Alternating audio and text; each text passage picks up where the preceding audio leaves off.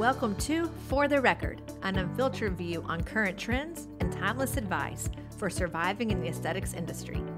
Whether you're an injector, practice owner, sales rep, or marketer, it's time to set the record straight. Each week we cut through the chaos and showcase diverse perspectives and winning ideas from the best minds in the industry.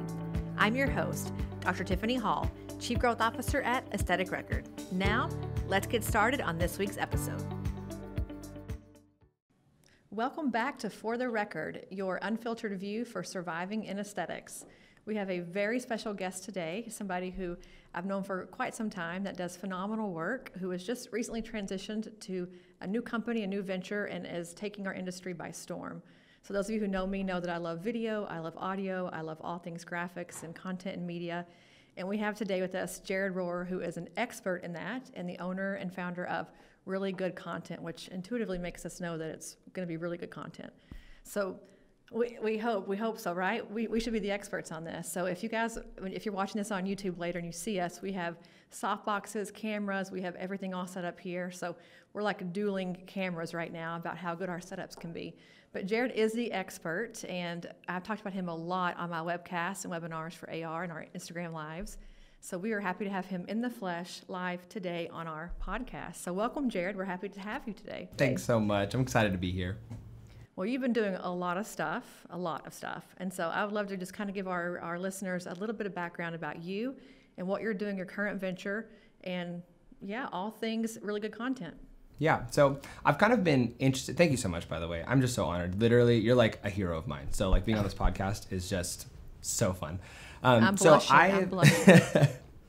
So I've been building content for different companies over the past, I would say 10 years, something like that. And just for myself, since I was in high school, I was interested in video and creativity. I went to school for music, and I realized during college that my passion wasn't necessarily music, but it was creativity, and music was simply the most adequate outlet that I had found to express that. And so kind of throughout my professional career, I bounced from job to job to job, leveraging creative positions. My most recent one was with Dr. Shino Bay Aguilera. I was his executive assistant and kind of one of his creative designers. And he has a main marketing manager, and then I was just designing a lot of his content.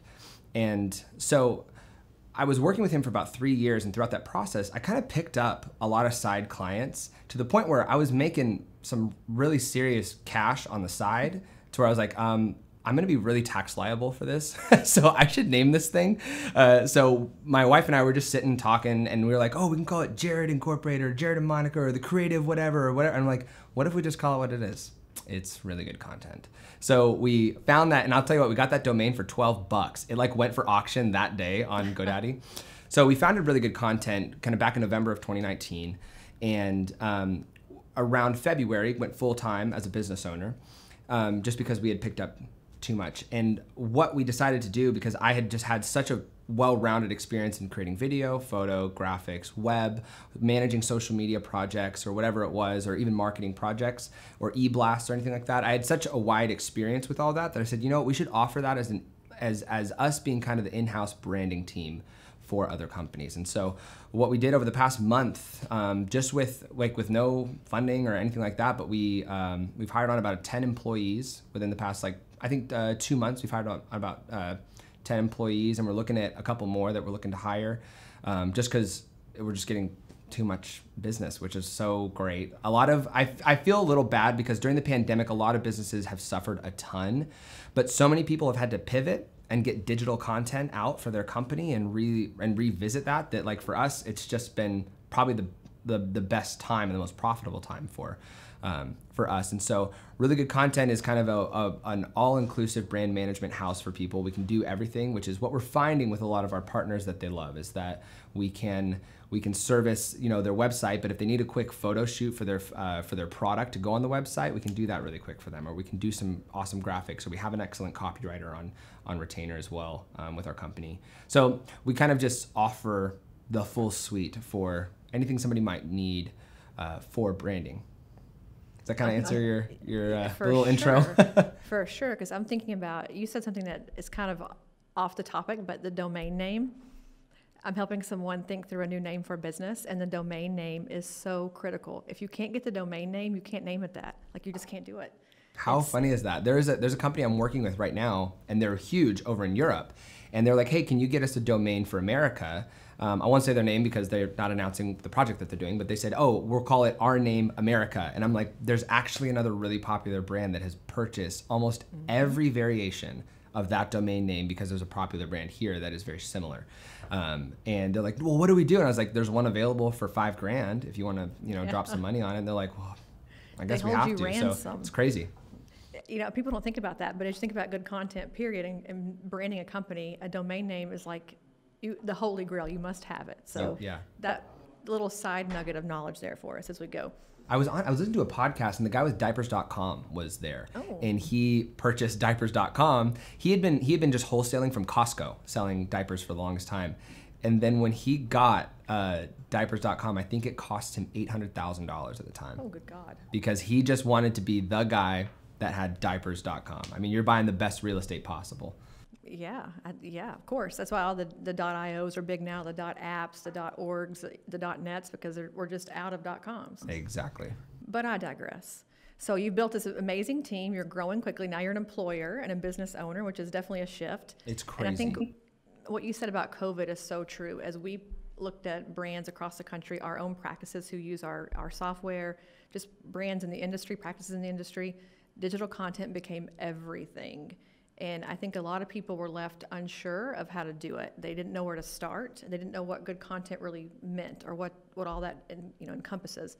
So can you walk us through, when you look at something with your creative eye at day one, level one, what are things you want to see on like an Instagram graphic or even on a video? Is it lighting? Is it the frame? What are the things that we should be thinking about? Yeah, I think it's interesting because I think when we think of good content, we tend to make it synonymous with art. And I believe art and content are two separate fields. I believe that art you can have just for the sheer sake of feeling good about it, which is awesome. And I believe when it comes to creating really good content, the biggest thing is that it needs to effectively communicate your message clearly and beautifully.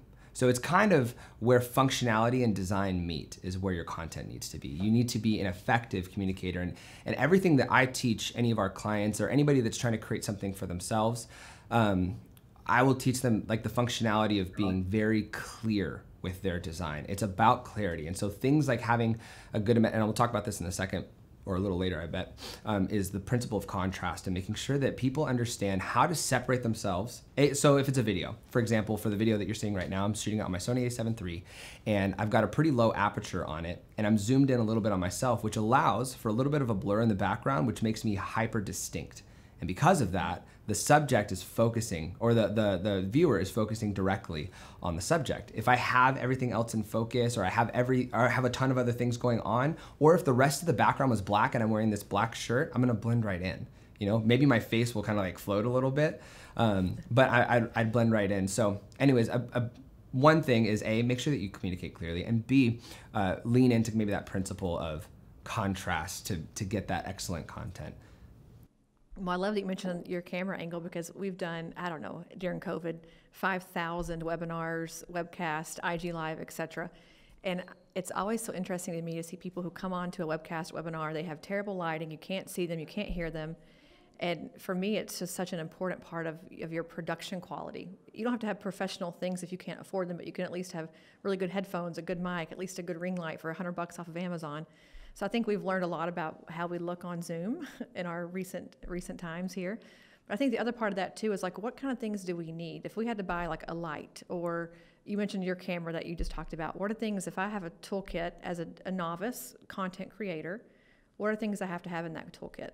So I would get a good softbox. Ring lights are cool, but I'm not personally a big fan of the huge ring that it creates around people's eyes. I think it looks unnatural. But a soft box, which is what I've got kind of over here, creates a really nice cast over your face. There's no see how there's no real harsh shadows or anything like that? Like, it's really soft, spread out shadows on my face. It creates just this beautiful little soft light on your face, and it looks very cinematic and pretty. Ring lights, I found, they really like wash out all the shadows from your face. They don't really give you an extra, so with this, I'm getting a little bit of a jawline cut, which is nice. And it's showing like extra little shadows that are making my face look a little nicer. And so I would get a good softbox. I think I bought this one for $80 on Amazon. You don't have to spend a lot of money to get a good softbox. There are some that you can buy for $900 if you want, but this guy was 80 bucks, no big deal. A good camera is awesome. And honestly, if you're doing podcasting, you're doing online stuff, a good microphone is so crucial because people will watch a bad video with good audio, but they will not watch a good video with bad audio ever. So baselining it with the audio. Just say that again one more time. Say that one more time for the audience to hear. People will watch a bad video with good audio, thinking that maybe the bad video is just buffering, but they will not watch a good video with bad audio. They will stop right now because they can't understand what they're saying. And that's the basis. That's the basis for any media as we're trying to communicate. And if you can't basically communicate with any audio, they're not watching, you know? I totally agree. I wear these little in-ear things so that you don't see my headphones. I've contemplated getting the big podcast headphones, but I'm a little bit more chic. But I think that the microphone in podcasting is a really cool accessory, and it probably could be on Zoom. I personally use a Blue Yeti microphone for things at home, like a boom mic when I do my own like personal Zoom calls. But here we use a lavalier, which is very inexpensive. You can get those, hook them into your iPhone, frankly, and they do a really nice job. But I think your scenery is also important. I say scenery, that's probably not your background, your backdrop. It looks interesting. If you guys ever watch Peter McKinnon, I'm a big nerd of Peter McKinnon, and I watch his YouTube videos. He talks so much about the scenic look of your video, and do you have bokeh in the back? I think I'm saying that right. And, you know, some underlighting and bokeh, it's all the same. But I think you have a beautiful set. So tell us a little bit about how to make our shot interesting so people think it's, like we're in a cool place. Yeah, so it's important there's a few things. One, you'll notice like for my shot, I'm kind of directly in the middle of these sound absorbent panels that are on my walls. I'll tell you what, that's a big thing too for audio, having some good sound absorption. People don't hang anything on their walls and it just sounds like they're in a bathroom. And it's so, for me, I can't even be in a room like that. I'm like, it destroys me. So anyways, that's just sub little tip. But I have a lot of little balancing items that are leading people to look at me. I'm having these leading lines that are leading people to look directly at me. And with any sort of image, a big thing is contrast, right? Separating yourself from your background and making sure that I see a lot of people filming on a wall because they're like, oh yeah, like a blank wall. And I'm like, that is probably the most destructive type of content that you can film of yourself when you're just on this blank wall. There's nothing interesting in the background. Now for me, I had a whole bunch of garbage. Like I had my printer was like right over there where that light is. And I had like a couple things on top of it just before. And I was setting up the set and I'm like, well, I don't want anything back there that someone's like, what's he got over there? What is that? Is that a, what is, and I don't want anyone asking that. I want something that's clean, not very distracting. I think my guitar is interesting, or having like, some plants in the background. It's nice and interesting. So for a good set, if you're gonna film yourself, have a good depth of field between yourself and your background. I've probably got a good 7 feet, 8 feet, maybe 10 feet behind my chair and the wall behind me. And then to create bokeh, it's about having that separation. Bokeh, fun fact, just means blur in Japanese. And so they kind of invented that. Bokeh is the little blurriness that you get in the background, or like if you're on the portrait mode on your iPhone, that blurry background, that's called bokeh. And if you have a decent lens, I'm a big fan of, and we'll probably talk about that a little bit later, but I'm a big fan for equipment-wise. If you have a good lens on a decent camera, it's going to do much better than a great camera with a really bad lens.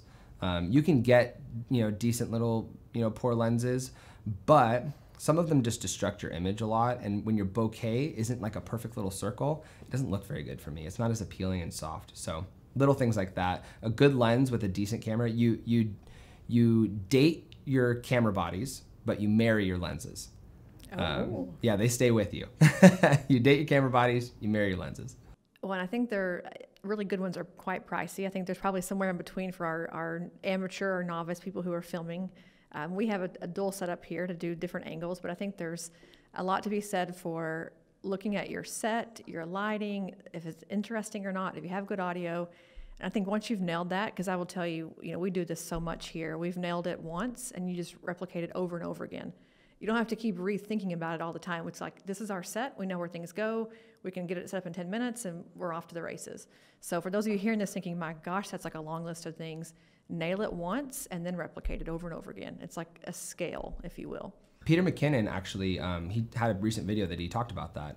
And he has 2 modes for his current setup because he has this new studio or whatever. And he has light mode and he has dark mode. He has one where he opens the windows and one's where he closes the windows, basically. And it's the same exact position, same exact leading lines that are going towards his face, same exact interesting background, but just the lighting's a little bit different. That's the only change that he's even willing to make on his content. Well, there you go. And he's like the guy that we all watch. So what do you see when you think about, we're both we nerd out on this. We like this topic a lot. But if you're looking at the average YouTube channel right now in our industry in aesthetics, the average Instagram channel, what are the pitfalls that you're seeing that if you could just quickly change someone or give them a piece of advice could basically revolutionize what they're putting out there? I would say, now this is an interesting piece of advice because I would say this is less about content and more about business. But I would say the biggest pitfall that I'm seeing for people's content is they are creating content with no plan. Creating tons and tons of beautiful content with absolutely no plan of execution. And when you do that, so for example, I was doing my lecture actually for FaceIt Virtual, FaceIt Virtual, and I was talking about statistics where people will upload a video to YouTube and just hope that it goes viral because it's just, they filmed it and it's that good. There are 20 trending videos a day on YouTube's, little trending page. And there are 300,000 videos uploaded daily. That gives you about a 0.00006% chance of going viral just because you posted, right? Just because you posted, you don't deserve to go viral just because your content looks beautiful. Your content should look good because once it does go viral, people are gonna wanna watch it and they wanna share it. But if you have no plan of action, you have no real support for why you're creating this content, then it's just art at that point. And it's not really content that's supporting your business. And so that's one of the biggest pitfalls I've seen and even experienced with some of our clients where they will say, oh, I'm gonna do this. We need to create this, Jared. And I'm like, awesome, no problem. And then I'll make it and I'll charge them a good amount of money. And then afterwards they're like, that didn't do what we wanted it to do. And I'm like, why not? They're like, well, it didn't go viral. And I was like, what was your virality plan? And they're like, what do you mean by my virality plan? Things don't just go viral? I'm like, no, there's a huge plan in place anytime somebody makes content go viral. There's a huge marketing side to things. And so I find the biggest pitfall for people is they don't understand the other half of planning and knowing here's my business goals, here are my goals for whatever this marketing campaign is. Now let's drop $5 grand, $7 grand on some excellent content, that looks beautiful and cinematic to support it. Now that we know our methods of distribution, now that we know where we're putting it or the ads that we're gonna be putting out or the demographics, for goodness sake, that we're reaching. If we don't know our demographics, and we make this huge, let's say, we make this beautiful video and we say, you know what, I'm really into trees right now. It's like, awesome, okay, great. Let's do this guy walk through the woods. He chops down a tree, he's sweating, he takes some water and then he goes back and he just relaxes in his cabin. It's like, that's a beautiful video, let's do it. We film it and it's like, what's this for, by the way? They're like, oh, it's for ladies' detergent, laundry detergent.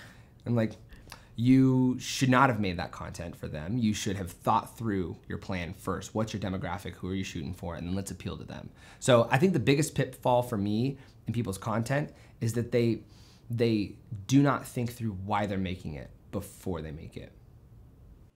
Well, I think YouTube too, you've got to do so much on YouTube. You have to be connected to your Twitter and your this and your that, and there's all these words and things to optimize a YouTube video is pretty intense. You've got to think through a lot of stuff. So I think in full transparency with AR, we build a lot of YouTube content for our users, customers, to learn our system without the thought of a viral plan because it's really focused on our particular end user. However, in doing that, we'd love to be able to get more eyeballs on them, but the work it takes to make YouTube really optimized is insane. And to your point, we're a pretty small house as far as who's all doing the marketing in our company. So it's like a thing we have to outsource, right? We have a third-party person who looks at it, does it, fixes it. Places like Fiverr, Upwork, that's what they do all day long is just optimize videos. We're having to look at other people to help us because I don't have the capacity for it. So to your point, if you're going to spend a lot of money on content and build beautiful content, you got to have a plan, or it's just a really pretty piece of video you put online. It doesn't really have a good purpose long term. And for you guys, I would say that you guys definitely clearly have a plan. You guys are absolutely supporting your audience with that. And you're not necessarily looking for virality with the content that you're creating. You're looking to support your business. And I'll tell you what, too, this is a fun little trick about YouTube. YouTube is actually a major SEO hack for search engine optimization. YouTube is a huge, because what happens is when people Google things, whether it's, let's say we've got a dermatologist in Texas or a dermatologist in Dallas that has a YouTube channel. If every single video that they make says dermatologist in Dallas discusses blank. Dermatologist in Dallas discusses blank. Dermatologist in Dallas discusses blank. Dermatologist in Dallas. Just 50 videos of them talking about whatever or doing an injection or whatever. But it starts with dermatologist in Dallas. Guess who's popping up the second somebody Googles dermatologist in Dallas? That guy. So true. Which is a super excellent hack. There's this awesome lady named Deborah Darris that I saw this trick from, and I'd asked her about it after a conference. I was like, are you doing this just to boost your SEO? She goes, yeah. She doesn't get crazy views on her videos, but she always posts like Latina motivational speaker discusses blank. And if you Google Latina motivational speaker, Deborah Darris is #1. So little like SEO hack to optimize your YouTube channel. So there's the virality content where if you just like, oh, I want tons of people to see it. But then there's also just, hey, let me support my website. Let me support my business or the people that are going to be looking for me, and dual purpose this stuff. What's interesting is we started thinking about this. We have a TV channel called ARTV. We do a lot of small businesses doing big things. And we do an Instagram, an IGTV. And we were like, wait a minute, we should put that same clip or that same video on YouTube and then build a blog on our website and link the YouTube into it and then use like a SEMrush tool to optimize the words on the blog. So you're getting, to your point, one piece of good content across 3 domains, plus I can post it in other channels. So now it's, 6, 7 different platforms. So you've got to be able to think about build it, again, just like your set, build it once and use it often. There's got to be some options there. Yeah, and doing macro content and posting it in micro versions is so important. There's Gary Vaynerchuk has the content model that he puts out. And really the idea is film large macro content. So you're looking at a 45-minute, like even this podcast that we're filming right now. You can put this on so many different channels, so many different clips of this. You can last yourself for the next month or 2 on Instagram alone if you just wanted to post podcast content. And people need to create this large form content and just break it up into bits and post it out onto all of your other, break up a nugget here and then post it onto your social media, break up a nugget here and post it onto your Facebook, break it up and post it onto your Twitter, but you've already got the content. You don't have to set it up again. One thing can last you for a long time. Well, I think you make such a great point about breaking things up. So I'm a huge content marketing fan in the perspective of training. So we do so much training in our company, and we've really pushed a lot of our in-person training to online because it's just easier. You don't have to wait for a person to physically train you. And we build a lot of these like micro learnings that are 4 and 5 minutes each, quick. You can watch them on the subway. You can watch them when you're sitting in the car, on the Uber, the Lyft, whatever.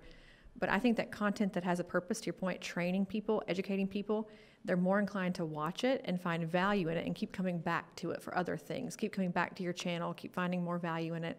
A salesy pitch is not often the best, in my opinion, the best content marketing. Giving people value that is separate from your marketing promotion message. It's just value content, I think, is often a really good choice. So thinking about you personally, you're filming a lot of training right now. You're doing a lot of conferences and things. Walk us through, if I'm a trainer wanting to go online with my training academy or my injection academy, what are things I should be thinking about and how to produce that kind of content?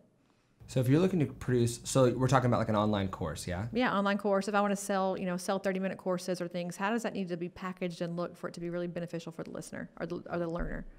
One is making sure that it's optimized for the learner, right? That's the biggest thing. The actual platform that you leverage is optimized for the learner. But there are some awesome hacks that you can use for that. So if you're looking to create an online course, I personally love using the platform teachable.com. And then what I will do is I'll use Teachable for the actual purchased platform that hosts the whole entire course. But for anything that leads up into their paywall, because I don't love Teachable's like actual web developer designer, it's so clunky and hard to use, that we just design on our end using like a pro designer, a bunch of different, paywalls or ad spaces or landing pages that take you to that page. So it's something that's beautifully designed that people can, clearly be communicated to with. And so Teachable is a great resource as far as like setting that up, number 1. Number 2, I would probably just have a decent little setup. Make sure that your audio is super, super, super clear, right? Get a decent camera. There's an awesome camera that I'm recommending people like crazy that just came out called the Sony ZV-1. And it literally, you don't even have to buy a lens for it. I think it's $600, $800.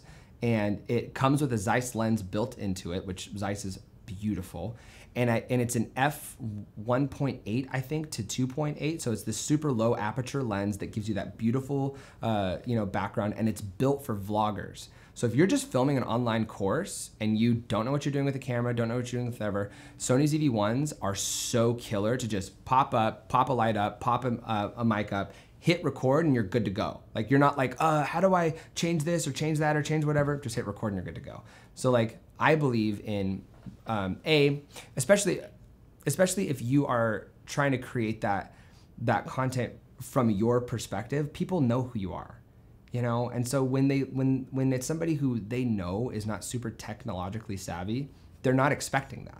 You know, for me, if I start putting out content that looks really broken up, really poor sets, really bad lighting, like even for this Zoom meeting, I was like, when I think it was like 30 minutes or 30 minutes before, I was talking with my wife, I was like, we got to make sure that we set this up really nice to make sure, because I am literally coming on as the CEO of really good content. Like, you don't have the opportunity to not have good looking content there, but you have a little more leeway when, you know, people don't have that expectation on you. So it gives you a little more grace to create. And with online courses, just create it.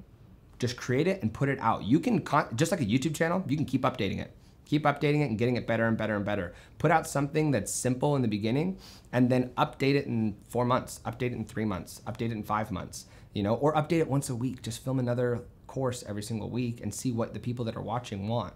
You know, so my big thing for people is just get out and do it, you know, get out and do it and improve it as you go. But don't be so paralyzed by, oh, I don't know how to use a camera, I don't know how to use a light, I don't know how to use a mic. It's like, then you're done. You're crippled, you know, you don't deserve to cross the finish line if you're not willing to run, you know?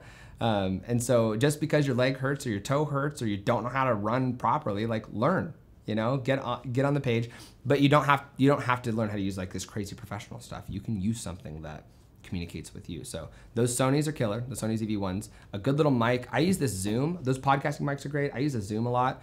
There's like a nice little mic on there that you can record with, as well as I've seen a couple other people that use that on YouTube too. I'm spacing on his name, but I'll probably remember it later.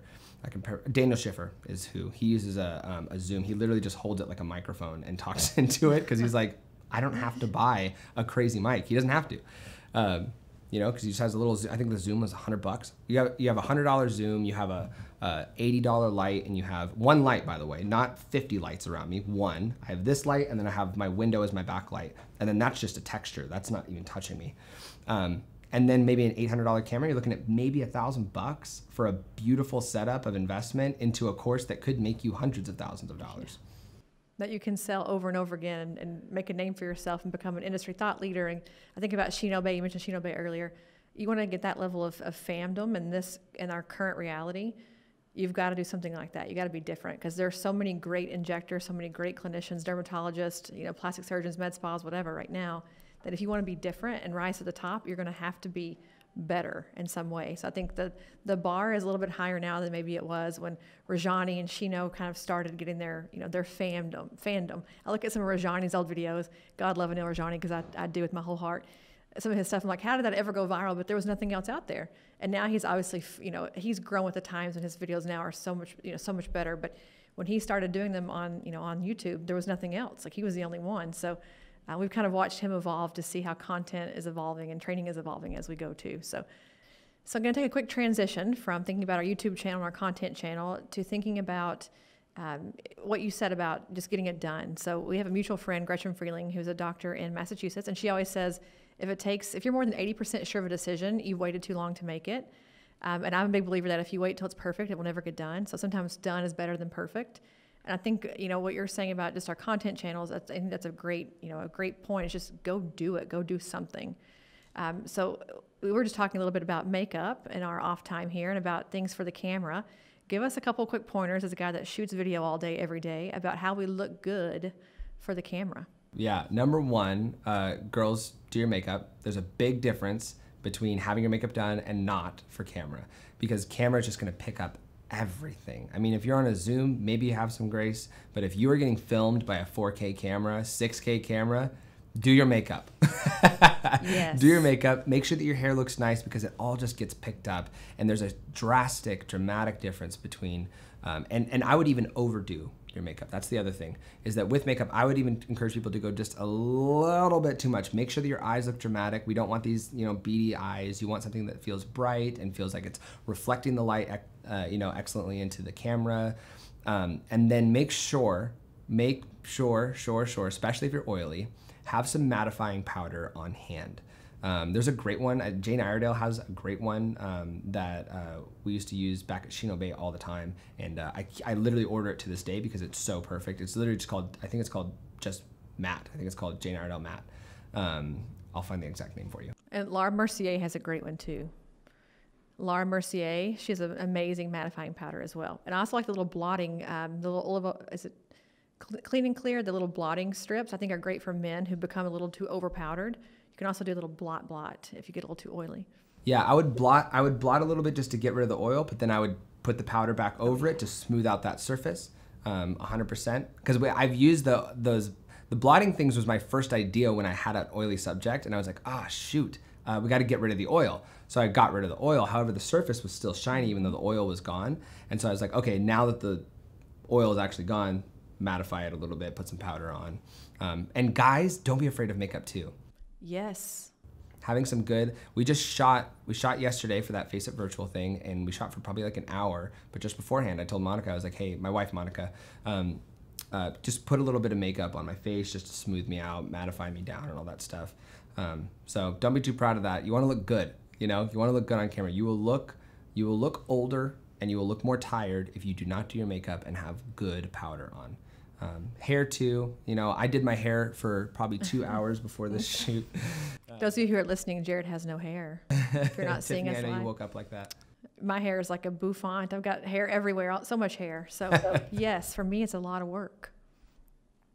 You know, I think you said about men, I think one thing that's interesting, and this is for females and males, do your eyebrows.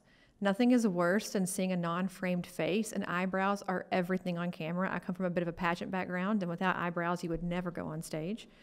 I think that's a big one. And then secondly, brighten your eyes. If you have dark circles underneath, the shadow of a light box or a soft box or even a ring light at times gives you really dark underneath circles.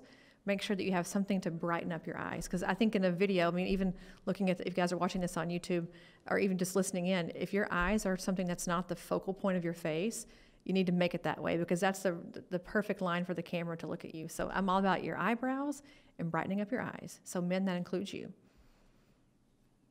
Big fan. Okay, so we know we got to get our makeup done, get our hair done. And for the ladies who are thinking about, you know, I want to do content a lot, go take a makeup class. Again, I grew up kind of in the pageant world, so you learn to do your makeup when you're very, very young for the stage because you do it yourself all the time. So I learned makeup early on. It was the best investment I ever made. Go take a quick makeup class and learn how to do it for stage. And then your hair, anything you can curl and tease. I live in Texas. Looks good on camera. Well, it's true. Okay, so we know now a little bit more about our videography and our video and things to do. I want to transition to platforms. So you're doing content, you mentioned in the beginning, across graphics. For Instagram, you're doing websites, you're doing videos. If I have a finite amount of time and money to spend, how do I manage all these platforms, make really good content, get it out there, and make it successful or have, you know, lots of eyeballs on it? Where do I spend the time and the money? Yeah, I would say two things to that. One, make sure that you're investing into macro content, because that will really ease the burden of creating content for Instagram, content for Twitter, content for Facebook, content for whatever. And then for the most part, I think right now everybody's pretty, you know, popping onto Instagram, which is great because it's trendy, and people are moving on to TikTok, which is awesome too. But I'll say the biggest traction that I see people getting for their business is Facebook still. Facebook still has the most robust ad platform. It has the most robust community building and developing software that, as old school as it may sound, Facebook's actually where you get the biggest bang for your buck for platforms. So with Facebook, for their ad targeting technology is way, way, way, way better. Plus, you can repost onto Instagram and Facebook at the same time, so it's not too big of a miss.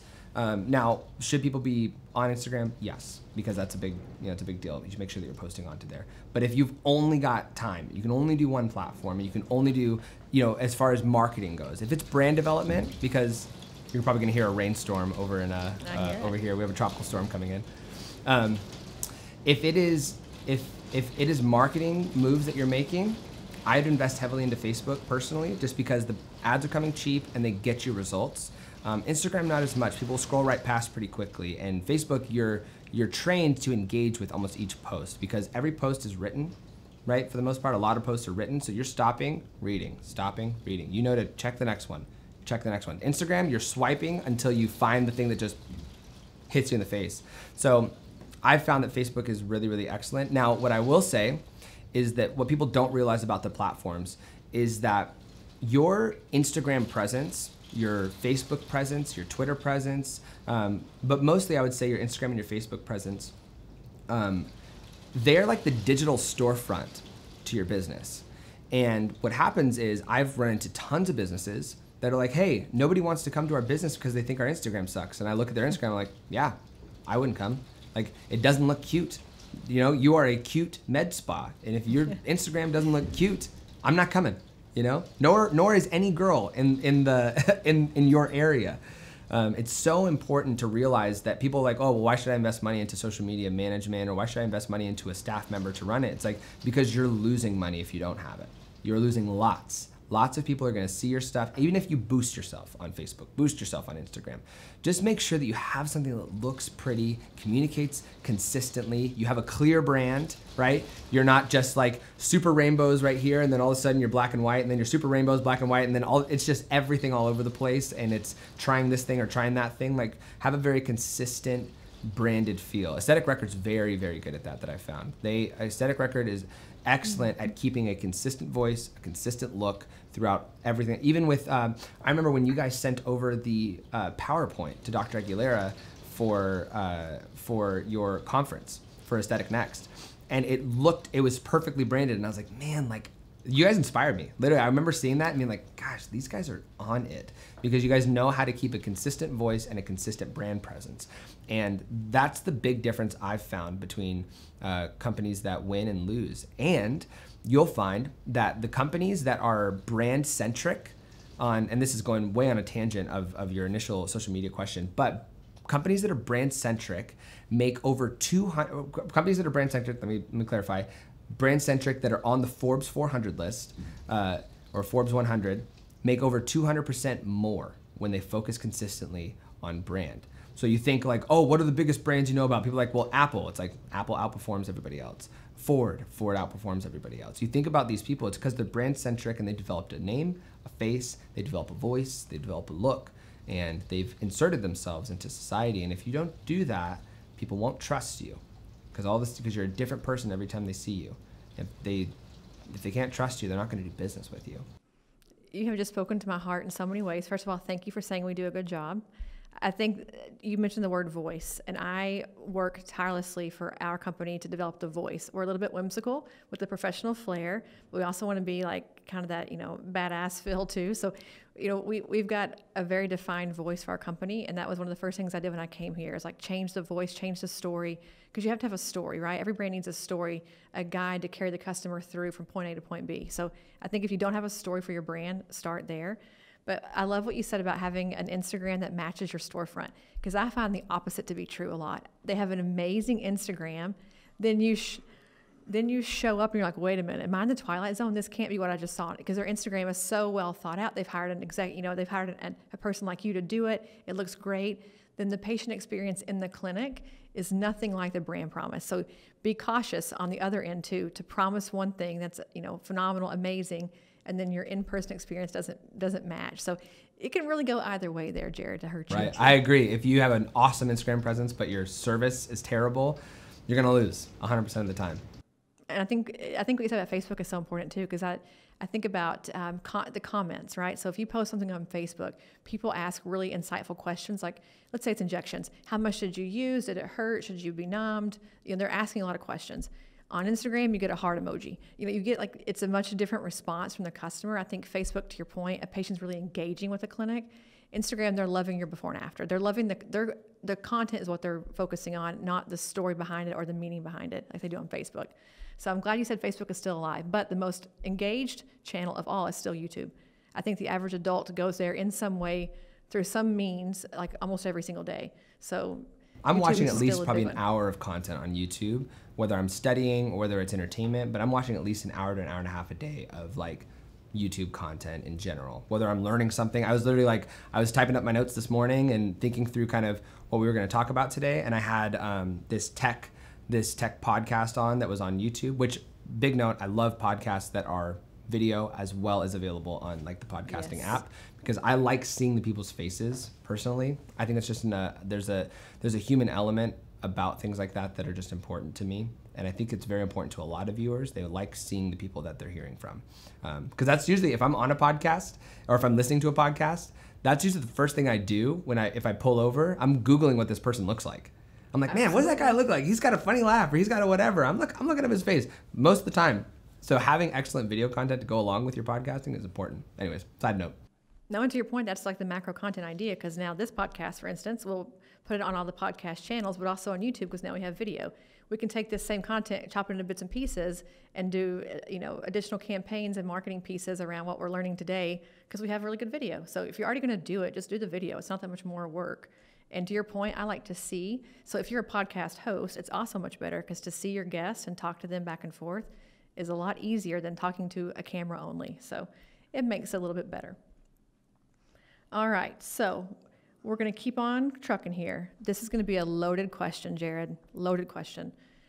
Do I outsource all my production to an outside agency or a marketing group, or do I try to nail it in-house? So I would think there's a couple different things for that. One, it could come down to finances, but I believe that companies, when they're first starting out, should 100% outsource their branding and all of that stuff. They should not stress. I find way too many business owners that are adamantly like, I have to manage the Instagram, I have to create the content, I have to do this, I have to do that. And I'm like, what's your job though? They're like, well, I'm the main injector. And I'm like, go inject. That's what makes you money. You managing your Instagram maybe brings in some patients, but you could outsource that. That will bring it in probably more, because they're not doing two jobs like you're doing.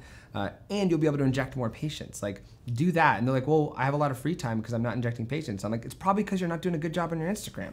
Like, sounds like that's your main problem. And so my big thing is make sure that you have a solid, now if you have a solid team in-house, because you are just like with Aesthetic Record, I mean, I'm sure you guys probably outsource things here and there, but you have some solid team members that are also creating content, that are dynamic, that are available, that can respond to something that's immediate, that can put out a quick graphic. If, maybe something goes down with AR, which AR never goes down, for the record.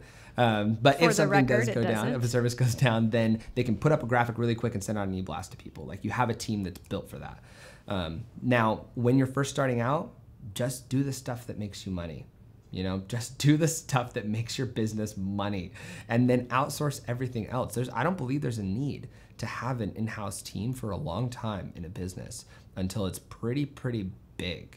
Like, I could manage a lot of the stuff with I could manage a lot of the stuff with RGC, with really good content, which if I ever say RGC, that's because I'm referencing our company. I could manage a lot of the stuff with RGC, but I brought on employees because I need to build our business, because we're not making money if I'm not building our business. If I'm not communicating with new clients, if I'm not building new systems for our company, then we're sunk. We're sunk because I'm focusing on a social media post. No, like, that's a waste. That's an absolute waste of time. Now, will I create content? Yes. Like, I film content at least once a week for our social media, and we have this whole plan that we're building out for the next 8 months, which is awesome. And we do these things called like 20-second tips and all that stuff where I'm filming.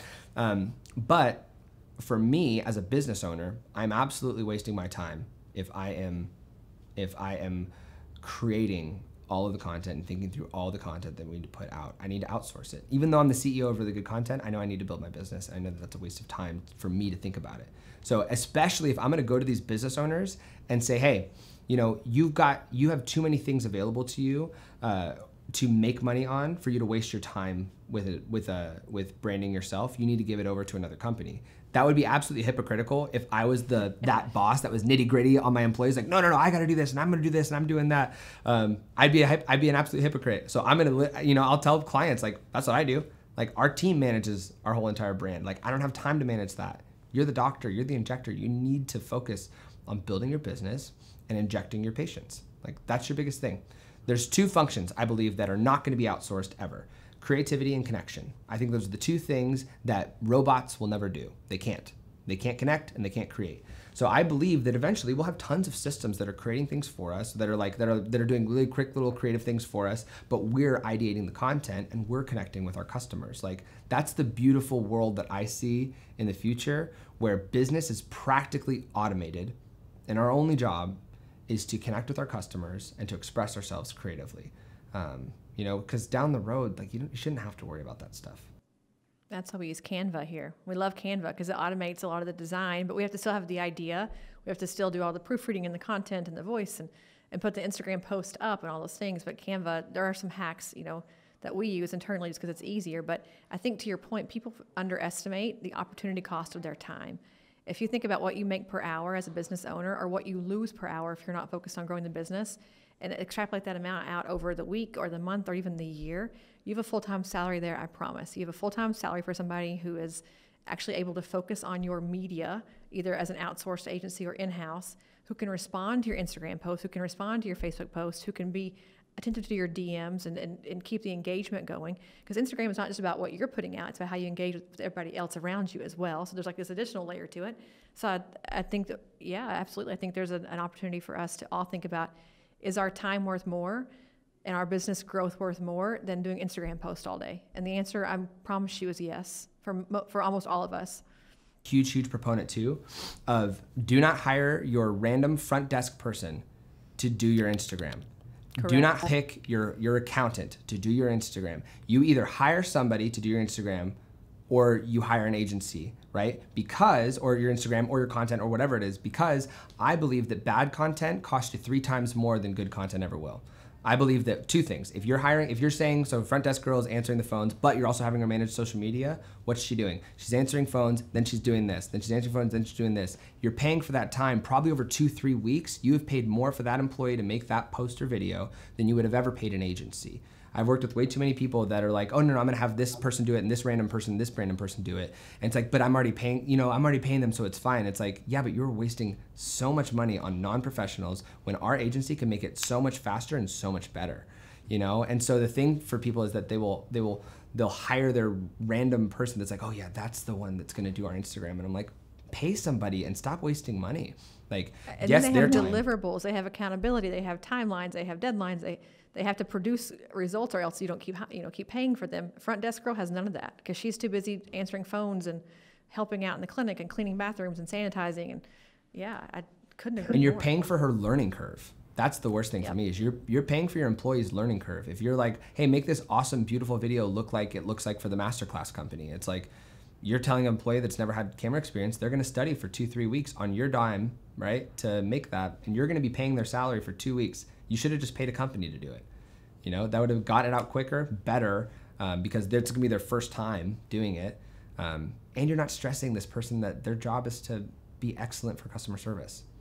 Yes, and the same applies to your website. Don't have, your friend's daughter came home from college for the summer and she's going to build your website. No, websites are where your SEO, your pay-per-click, all the things that you're doing with all of this, where it all comes to like the hub. So if your website's not really good, nothing else matters. You have to have a good website. I have so many friends who have incredible Instagrams and they don't have a website. Look, how do you function with that? You have to have a home base. Right. There's got to be a place to link all this stuff off from.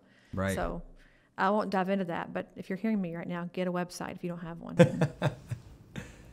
Well, Jared, you have been a phenomenal guest on our podcast. We have loved having you and talking with you about really good content. And I will note that he is an Enneagram 7. I am. So he is a creative person. I'm an 8. I'm a bit of a challenger. So it's been fun to have my kind of over-the-topness and your creative mind here all together today. So check out his company. It's called Really Good Content. You'll see him all over the industry now, speaking at various conferences and talking about more of the best practices that he and his wife have really cultivated and shared with the whole industry. So we've loved having you, and thank you so much for all of your brilliant insight today. And we'll hopefully see you somewhere on the circuit very, very soon. You will. You'll see me. I'll be out there. Well, for the record, this has been a fantastic session on how to make great video, graphics, audio, websites, and all things content related. So we will talk to you next time. Thanks for listening to another episode of For the Record. This podcast is not intended to provide legal or medical advice. It's for entertainment, education, and information purposes only. For more information on this week's guest or to get started with Aesthetic Record, email us at info@aestheticrecord.com. Be sure to tune in next week for more fresh perspectives on disrupting the status quo and surviving in the aesthetics industry.